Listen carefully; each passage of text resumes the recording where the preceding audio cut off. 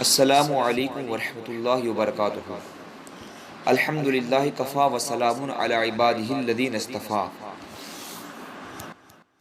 اللہ تبارک و تعالیٰ نے اپنے حبیب پاک صلی اللہ تعالیٰ علیہ وسلم کو پوری دنیا میں سب سے افضل اور سب سے اعلیٰ بنا کر بھیجا، حتیٰ کہ انبیاء کرام و رسولان اعظام پر بھی آپ کو فضیلت اور فوقیت عطا فرمائی، اور سرکار دو عالم صلی اللہ تعالیٰ علیہ وسلم کو سب سے آخر میں بھیجا، مگر حضور پاک صاحب الاولاق صلی اللہ تعالیٰ علیہ وسلم جو شریعت اور جو دین لے کر آئے وہ تمام دینوں کے لیے ناسخ بن کر آیا، اور حضور کی شریعت تمام شریعت کے لیے ناسخ بن کر تشریف لائی، اور حضور تمام رسولوں کے رسول تمام نبیوں کے نبی بن کر تشریف لائے۔ اللہ تبارک و تعالیٰ نے آپ کو ایک اعلیٰ مقام عطا فرمایا ہے۔ قرآن پاک میں اللہ تبارک و تعالیٰ نے ارشاد فرمایا، وَإِذْ أَخَذَ اللَّهُ مِيثَاقَ النَّبِيِّينَ لَمَا آتَيْتُكُم مِّن كِتَابٍ وَحِكْمَةٍ ثُمَّ جَاءَكُمْ رَسُولٌ مُّصَدِّقٌ لِّمَا مَعَكُمْ لَتُؤْمِنُنَّ بِهِ وَلَتَنصُرُنَّهُ قَالَ أَأَقْرَرْتُمْ وَأَخَذْتُمْ عَلَىٰ ذَلِكُمْ إِصْرِي قَالُوا أَقْرَرْنَا قَالَ فَاشْهَدُوا وَأَنَا مَعَكُم مِّنَ الشَّاهِدِينَ فَمَن تَوَلَّىٰ بَعْدَ ذَلِكَ فَأُولَٰئِكَ هُمُ الْفَاسِقُونَ۔ سورہ آل عمران تیسرے پارے کی آیت کریمہ ہے۔ اللہ تبارک و تعالیٰ نے اس آیت کریمہ کو اتنی ساری تاکیدات، اتنی ساری قیود کے ساتھ مقید کر کے نازل فرمایا، جبکہ حضرات انبیاء کرام سے کسی بھی طریقہ کا خلاف عہد کا گمان بھی نہیں کیا جا سکتا، مگر اس کے باوجود بھی اللہ تبارک و تعالیٰ نے انبیاء کرام سے عہد و پیمان لیا، تو اتنی ساری قسمیں کے ساتھ، اتنی ساری تاکیدات اور قیودات کے ساتھ میں عہد و پیمان لیا۔ اللہ تبارک و تعالیٰ ارشاد فرماتا ہے، اور یاد کرو محبوب، جب اللہ تبارک و تعالیٰ نے انبیاء کرام سے عہد و پیمان لیا، جب کہ میں تمہیں کتاب یا حکمت عطا فرماؤں، یعنی جب میں تمہیں کوئی کتاب، تم پر کوئی کتاب نازل کروں یا صحیفہ نازل کروں، اور تمہیں شرف نبوت سے سرفراز فرماؤں، اور تمہاری عظمت کا ڈنکا چاروں طرف بجتا ہو،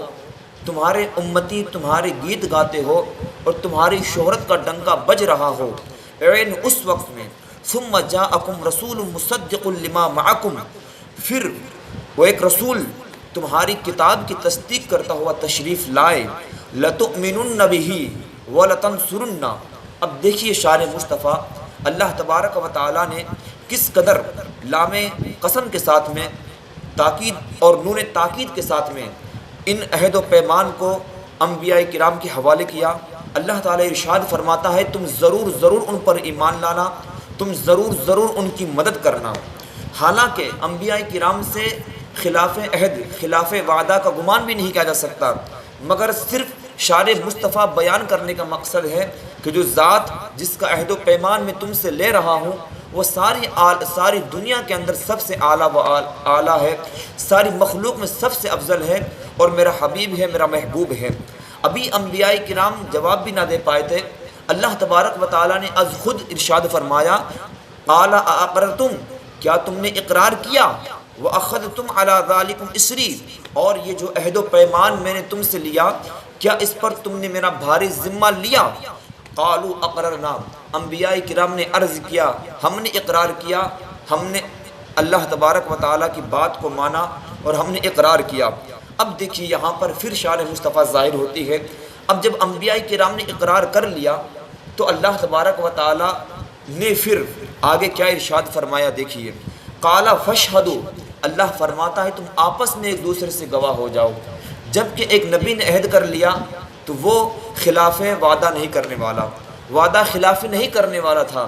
مگر انبیاء کرام کو آپس میں ایک دوسرے سے عہد و پیمان کرا لیا کہ تم آپس میں عہد و پیمان کر لو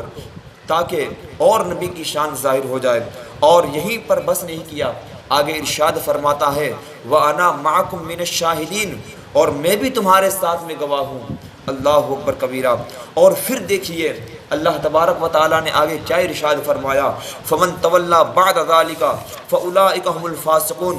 اس کے بعد جو اس سے پھرے گا، جو اس سے منہ پھیرے گا، وہی فاسق ہے۔ اب دیکھیے انبیاء کرام اللہ کے حکم سے نہیں پھرنے والے، پھر بھی اللہ تبارک و تعالیٰ نے ان سے کہا، یہ قول تاکیداً تھا اور احتیاطاً تھا، یہ ایسا ہی ہے جیسا کہ اللہ تبارک و تعالیٰ نے فرشتوں کے بارے میں ایک مقام پر ارشاد فرمایا وَمَن يَقُلْ مِنْهُمْ إِنِّي إِلَٰهٌ مِّن دُونِهِ فَذَلِكَ نَجْزِيهِ جَهَنَّمَ كَذَلِكَ نَجْزِي الظَّالِمِينَ۔ انبیاء کرام اور فرشتے یہ معصوم ہیں، ان سے گناہ سرزد ہو ہی نہیں سکتا ہے، مگر اللہ فرماتا ہے فرشتوں سے جو ان میں سے کہے گا، یعنی فرشتوں میں سے، میں اللہ کے سوا معبود ہوں، اسے جہنم کی سزا دیں گے۔ ہم ایسی اور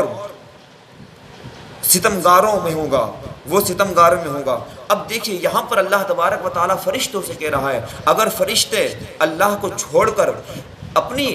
معبودیت کا اعلان اگر کر دے، یعنی فرشتے یہ کہہ دے کہ ہم معبود ہیں، تو اللہ تبارک و تعالیٰ ان کے لیے بھی سزا سنا رہا ہے۔ کہنے کا مطلب یہ ہے کہ اللہ تبارک و تعالیٰ نے انبیاء اور مرسلین کو مجرد عن الخطا ضرور پیدا فرمایا ہے، مگر اس کے باوجود بھی یہ تاکیدات احتیاطاً فرمائی ہے، اسی طرح اپنے محبوب پاک صلی اللہ تعالیٰ علیہ وسلم کی شان میں فرمائی۔ اور ایک اور حدیث پاک میں روایت کرتا ہوں، بیان کرتا ہوں، جس کو حضرت عالم القرآن حضرت عبداللہ بن عباس رضی اللہ عنہما سے بھی یہ حدیث پاک مروی ہے، اور حضرت مولا علی مشکل کشا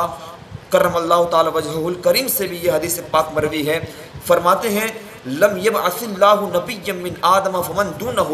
الا اخذ علیہ العہد فی محمد صلی اللہ تعالی علیہ وسلم لئن بعث وهو حی لیؤمنن به ولینصرنہ وباخذ العہد بذلک علی قومہ۔ اللہ تبارک و تعالیٰ نے انبیاء کرام کو حضرت آدم علیہ السلام سے لے کر آخر تک جتنے بھی انبیاء کرام کو مبعوث فرمایا، تمام سے نبی پاک صلی اللہ تعالیٰ علیہ وسلم کے لیے وعدہ کیا، اور کہ اگر اپنی زندگی میں ان کو پالے، یعنی اگر تم زندہ ہو اور وہ تشریف لے آئے تو تم اپنی نبوت کو چھوڑ کر ان کی پیروی کرنا، اپنے امتیوں کو چھوڑ کر ان کے امتی بن جانا، ان کی اتباع کرنا، لَتُؤْمِنُنَّ بِهِ وَلَتَنْصُرُنَّ، یعنی اللہ تبارک و تعالیٰ یہ تو جانتا ہے کہ نبی پاک صلی اللہ علیہ وسلم آخر زمانے میں تشریف لائیں گے، اور حضور کے زمانے میں کوئی نبی نہیں ہوگا، اور ہر ایک نبی اپنی اپنی الگ قوم کے لیے نبی بن کر آئے گا، لیکن اس کے باوجود بھی اللہ فرما رہا ہے اگر تم اپنی زندگی میں ان کو پالو تو تم ان پر ایمان لانا۔ اور ایک اور حدیث پاک کے اندر آتا ہے، رسول پاک صلی اللہ تعالیٰ علیہ وسلم ارشاد فرماتے ہیں، اس حدیث پاک کو امام احمد نے، امام دارمی نے، امام بیہقی نے شعب الایمان کے اندر حضرت جابر بن عبداللہ رضی اللہ عنہما سے روایت کیا، اور ابو نعیم نے دلائل النبوہ کے اندر روایت کیا ہے۔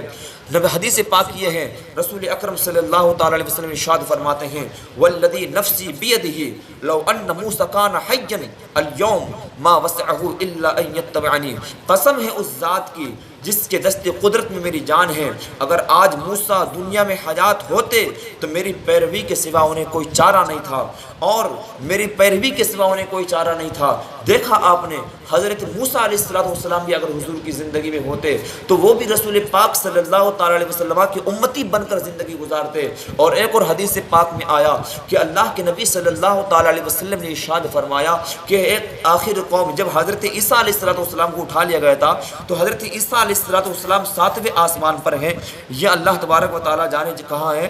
لیکن اللہ کے نبی صلی اللہ تعالیٰ علیہ وسلم نے خبر دی کہ آخر زمانے میں جب حضرت عیسیٰ علی نبینا علیہ الصلاۃ والتسلیم تشریف فرما ہوں گے، تشریف لائیں گے، تو بدستور منصب رفیع نبوت اور رسالت پر فائز ہوں گے، یعنی وہ نبی بھی ہوں گے، رسول بھی ہوں گے، اپنے منصب نبوت اور رسالت پر فائز ہوں گے، اس کے باوجود بھی وہ میرے امتی اور میرے نائب بن کر رہیں گے، اور میرے ایک امتی حضرت امام مہدی کے پیچھے نماز ادا کریں گے اور میری ہی شریعت پر عمل کریں گے۔ دیکھیے یہ انبیاء کرام، رسولان کرام سرکار دو عالم صلی اللہ تعالی وسلم کی اتباع اور فرما برداری کریں گے، اور رسول پاک صلی اللہ تعالی علیہ وسلم کے تعلق سے جو اللہ تبارک و تعالیٰ نے ان سے عہد و پیمان لیا تھا، اللہ تبارک و تعالیٰ نے کہ جب وہ تمہارے پاس آئے تو ان پر ایمان لانا، ان کی مدد کرنا، تو انبیاء کرام پوری زندگی پر یہی کرتے رہے، اپنی مبارک محفلوں کے اندر، اپنی تقریروں کے اندر، اپنے وعظ اور نصیحتوں کے اندر اپنی قوم کو یہی پیغام دیتے رہے، حتیٰ کہ ان کی قوم جب اپنے دشمنوں سے لڑتی تھی تو علماء فرماتے ہیں کہ جب ان نبیوں کی امتیں جب یہود و مشرکین سے لڑتی تھی تو دعائیں کرتی تھی، اللہم انصرنا علیہم بالنبی المبعوث فی آخر الزمان الذی نجد صفتہ فی التورات، اے اللہ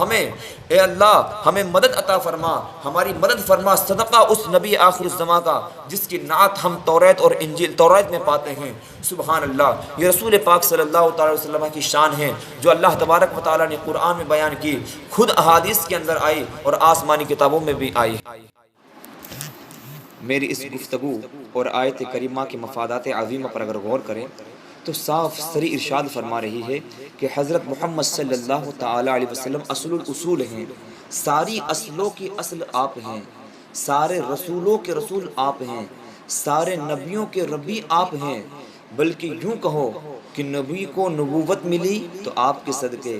رسول کو رسالت ملی تو آپ کے صدقے، امتیوں پر فرض ہوا کہ وہ اپنے انبیاء کرام پر ایمان لائے، اپنے رسولوں پر ایمان لائے، اور اللہ تبارک و تعالی نے ان انبیاء کرام پر فرض کر دیا